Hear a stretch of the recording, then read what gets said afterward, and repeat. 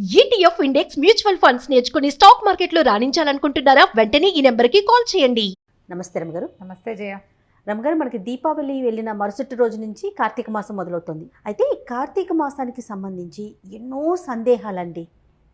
పూజ ఎలా చేసుకోవాలి, ఎట్లా మొదలు పెట్టాలి? ఎందుకంటే 30 రోజులు చేసుకునే విధానం కదా రమగారు. రకరకాల సందేహాలు వస్తూ ఉన్నాయి. ప్రతిరోజు తలస్నానం చేయాలా, తల అంటుకోవాలా, లేకుంటే పైనుంచి మనం తలస్నానం చేయొచ్చా? ఒక్కొక్క డౌట్ అడుగుతాను రమగారు. సరే, తలస్నానం చేయాలి. కార్తీకంలో చేసే తల స్నానం అంటే మొత్తం స్నానం మంచిది. ఇది ఎక్కడ మంచిదంటే నదిలో, వాపి కూప తటాకాదుల్లో. వాపి కూపం అంటే నుయ్యి, దిగుడు బావి, చెరువు, నది, ఈ 4 తలారా స్నానం చేయటం మంచిది. ఎందుకంటే శరత్కాలంలో నీటి యందు ఈ గంగా నది ఉంటుంది. ఆ శరత్కాలపు నీళ్లలో ఔషధులు ఉంటాయి.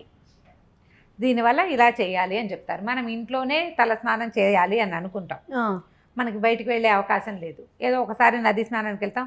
రోజువారీ ఎలా చేయాలి? కొంతమందికి సైనసైటిస్ ఉంటుంది, తల ఆరదు, తలకాయ నొప్పి వస్తుంది. 2 రోజులు స్నానం చేసేసరికి తల జిడ్డుగా అయిపోయి తల బంకలాగా ఉంటుంది. జడేసుకున్నా బాగుండదు, మగవాళ్ళకు కూడా జుట్టు బాగుండదు. ఈ సమస్యలు ఉంటాయి. అయితే ఇప్పుడు అలాంటి సమస్యలు ఉన్నవాళ్ళు నిత్యం చేయొద్దు, పర్వదినాల్లో తలస్నానం చేయండి.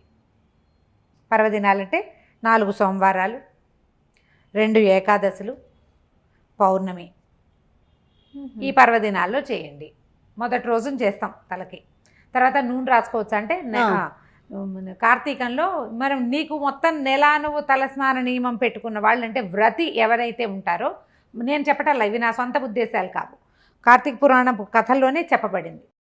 అంటే వ్రతంగా తీసుకునే వాళ్ళు ఏం చేయాలి? కింద పడుకోవాలి. భూశయనం, ఏకభుక్తము, భూశయనము, నూనె రాసుకోకూడదు. నిత్యము తలస్నానం చేయాలి. తెల్లవారుజామునే చేయాలి. దీపారాధన చేసుకోవాలి, దేవతార్చన చేసుకోవాలి, పురాణ పఠనం చేయాలి, శ్రవణం చేయాలి. పఠనం కానీ శ్రవణం కానీ, ఇవి పూర్తిగా నియమం. చాలా విషయాలు ఉన్నాయి, చాలా పెద్ద పెద్ద నియమాలు ఉన్నాయి. సూక్ష్మంలో మోక్షం మనం ఏం చేస్తాం? అందులో నుంచి కొన్ని తీసుకుంటాం.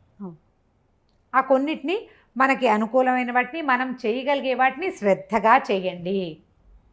ఏవి మనం చేయగలమో అవే చేయండి. నిత్య స్నానం మీకు పడకపోతే చేయొద్దు.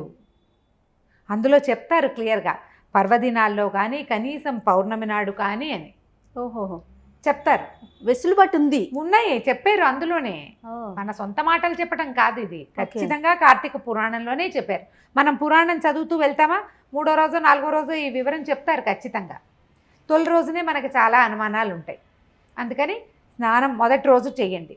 తర్వాత రోజు నుంచి తెల్లవారుజామున స్నానం చేసి దీపారాధన చేసుకోండి, మీకు దీపం పెట్టుకునే ఆసక్తి కనుక ఉంటే. ఈ తలస్నానం మీకు పడకపోతే కేవలం పర్వదినాల్లోనే తలస్నానం కూడా చేయవచ్చు. నూనె పెట్టుకొని తల అంటుకోవాలి రమగారు. తల స్నానమే అంతే, నీళ్లు పోసుకోవటం. అభ్యంగనం అంటే నూనె రాసుకుని తల రుద్దుకోవటము, ఒళ్ళు నలుగు పెట్టుకోవటము దీంట్లో కార్తీక పండగలకి చెప్పరు. నువ్వు మీ పర్వదినాలే చేస్తానంటే మధ్యలో నీ వెసులుబాటు బట్టి నువ్వు నూనె రాసుకో, తలంటి పోసుకో. నూనె రాసుకుని ఇప్పుడు తెల్లవారుజాము చేసేటప్పుడు ఎప్పుడు నూనె రాసుకుని, ఎప్పుడు నలుగు పెట్టుకుని ఎప్పుడు చేస్తారు? అవును, ముందు రోజు సాయంత్రమే ఏదో నలకంత నూనె అంటుకుని తెల్లవారుజాము మనకు అవకాశం ఉంది కాబట్టి షాంపూ చేసుకుంటాం. మనకి నదుల్లో, బావుల్లో, వాటి దగ్గర అక్కడ ఇక్కడ స్నానం చేసే అవకాశం లేదు కదా. తప్పకుండా ట్యాప్ వాటరే కదా మనం చేసేది. నది అవకాశాలు, బావి అవకాశాలు ఉన్నవాళ్ళు మా అదృష్టవంతులు, వాళ్ళు చేసుకుంటారు. లేని వాళ్ళు ఇలా చేయొచ్చు, పర్వదినాల్లో చేయొచ్చు. ఇప్పుడు నెత్తి మీద పోసుకోవాలి నియమంగా పెట్టుకుంటే చేయండి. లేదా అదవిధ పుణ్య స్త్రీలు అయితే పసుపు రాసుకుని స్నానం చేస్తే తల స్నానం చేసిన ఫలితమే ఉంటుంది. పసుపు రాసుకోవాలి. పుణ్యస్త్రీలు, భర్త ఉన్నవాళ్ళు అందరూ కూడా పసుపు రాసుకుని, నెత్తి మీద నీళ్ళు పోసుకున్నా పసుపు రాసుకోవాలి, ఒంటి నీళ్ళు పోసుకున్నా ఒక చిటికెడు పసుపు రాసుకోవాలి.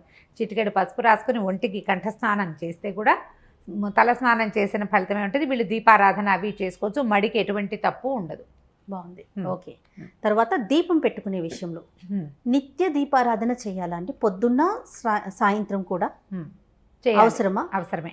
అంటే అది కూడా విధానం. విధానం అవసరమా కాదు, విధానమా? ఏ నియమం పెట్టుకుంటే ఆ నియమం. ఇప్పుడు ఇంట్లో ఎవరైనా సూతకాలు లాంటివి ఉంటే వాళ్ళు నిత్య దీపమే కానీ కార్తీక దీపంగా పెట్టకూడదట. నేను మా పురోహితుడు వావరాల సుబ్రహ్మణ్యం గారిని కనుక్కున్నాను.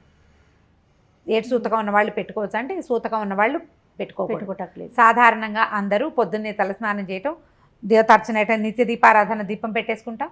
తులసి కోట దగ్గర దేవాలయంలో కానీ దీపం పెట్టుకోవచ్చు. ఉదయకాలంలో నీకు సాగదు, సాయంకాలం దీపం పెట్టుకోవచ్చు.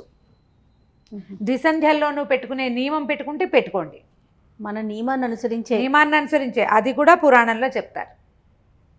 కార్తీకంలో ఇంట్లో అసలు దీపం పెట్టుకునే వెసులుబాటు లేదు. మనకి చిన్న ఇల్లు లేదా గాలి ఎక్కువ వస్తుంది, దీపం ఆగదు.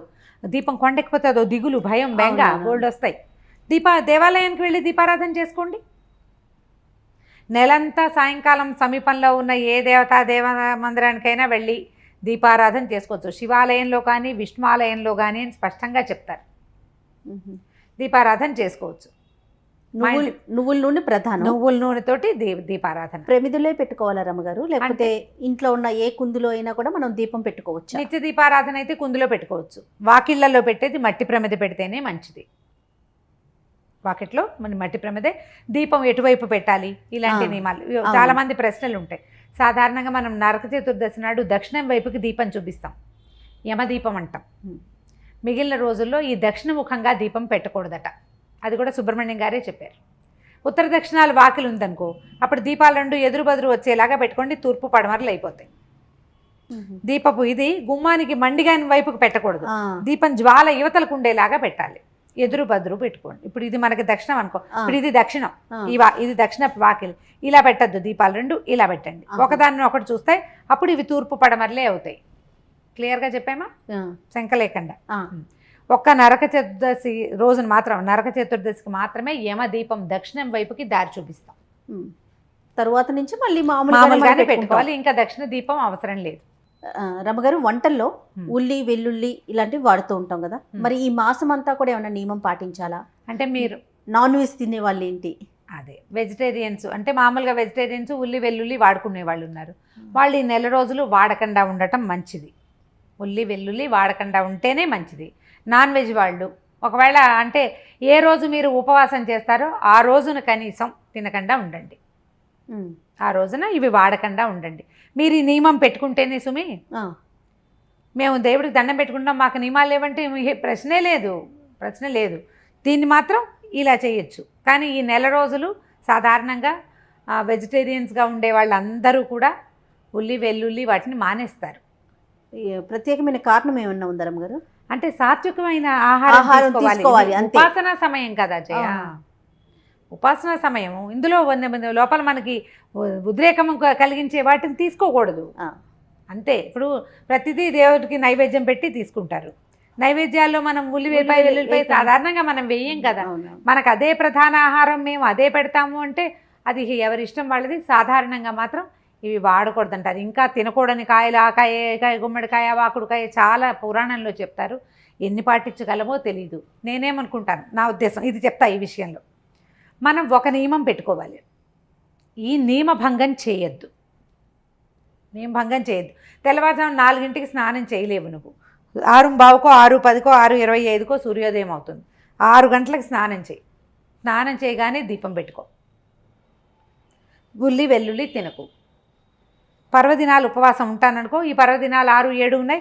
ఈ 7 పర్వదినాల్లోనూ ఉపవాసం ఉండు. 7 పర్వదినాల్లోనూ దీపారాధన చేసుకో. అట్లా పెట్టుకుంటే నియమభంగం చెయ్యొద్దు. మొదలుపెట్టి మానేసి చేయకూడదు. అన్ని నియమాలు పెట్టుకొని చేయలేకపోతాం. అలాంటి చేయలేక ఈ కార్తీక మాసం ఎప్పుడు వెళ్తుందిరా దేవుడా అని చూడొద్దు. అలా చేయకూడదు దేవతార్చన. ఇప్పుడు మనకి ఇంట్లో కంపెనీ లేదనుకోండి, భర్త ఇది పాటించరు, పిల్లలకి అవి ఇవి అన్నీ వండి పెట్టాలి. నాకు అసలే కార్తీక మాసం వీళ్ళు వండమంటున్నారు అని బాధపడదు. వాళ్ళని బాధించి పూజలు చేయకూడదు. మనం చిన్న నియమం పెట్టుకోండి, మీ పరిస్థితికి అనుగుణమైన నియమం పెట్టుకుని దానిని వడంబడి ఉండాలి. ఆ నియమానికి దాని పట్ల శ్రద్ధగా ఉండి ఆ ఒకరోజు చేసుకోండి. అవి చెప్పండి, సోమవారం నాడు నేను వండను, తిన్ను, చేయను, మీరు ఏమైనా చేయండి. రోజు వండను తిన్ను అంటే కష్టం కదా. ఇవాళ చేయను. ఎంత చక్కని వెసులుబాట్లు చెప్తున్నారు. అది ఉన్నది జయ, గ్రంథంలో ఉంది. మనం ఆలోచించుకోవాలి కదా, దాని మీద బోల్డ్ ప్రశ్నలు వస్తాయి. మరి ఇంట్లో వాళ్ళకి చేసి పెట్టాలి కదమ్మా అని. నెలంతా వాళ్ళని ఎలా ఎండబెట్టగలుగుతావు నువ్వు? వాళ్ళు వినరు నీ మాట. వినిపించగలిగే ఇది ఉంటే నీకు ప్రశ్న లేదు. ఒకవేళ వినిపించలేము అంటే ఈ ప్రత్యేక నియమాలు పెట్టుకోండి, అప్పుడు మీకు కుదురుతుంది. అప్పుడు బెంగ లేకుండా, భయం లేకుండా, అమ్మో ఇలా చేసేసాం ఏమైపోతుందో, తప్ప అదా ఇదా, నాన్ వెజ్ తిన్న రోజున గుడికి వెళ్తే ఏదైనా అయిపోతుందా, ఎందుకు ఇప్పుడు అంత ఏదో అయిపోతుందంటే తినడమే తప్పు కదా, మరి ఇదేమో తింటావు, భయం ఎందుకు? భగవంతుడు ఇచ్చిన ఆహారం అని దండం పెట్టుకోవాలి అంతే. దేవుడా అన్నీ నువ్వు చూస్తున్నావు అంతా, ఓ పక్కన మనం అది మాట్లాడతాం, మళ్ళీ ఈ టెన్షన్ కూడా ఫీల్ అవుతాం. భయపడద్దు, ప్రధానంగా భక్తి శ్రద్ధతో ముందుకు వెళ్ళటం అంతే. సరే రమ్మగారు, ఇప్పటి వరకు ఉన్న డౌట్లు అయితే ఇవి. మరి ఈ మాసం వెళ్ళేలోపు మళ్ళీ వస్తూ ఉంటాయి మాకు కొత్త కొత్త సందేహాలు. డెఫినెట్గా ఇంకొక వీడియోలో మరికొన్ని డిస్కస్ చేద్దాం. అలాగే, నమస్తే. నమస్తే చేయండి. ఈ వీడియో కనుక మీకు నచ్చినట్లయితే లైక్ చేయండి, షేర్ చేయండి. మరిన్ని వీడియోస్ కోసం మా ఛానల్ని సబ్స్క్రైబ్ చేసుకోండి.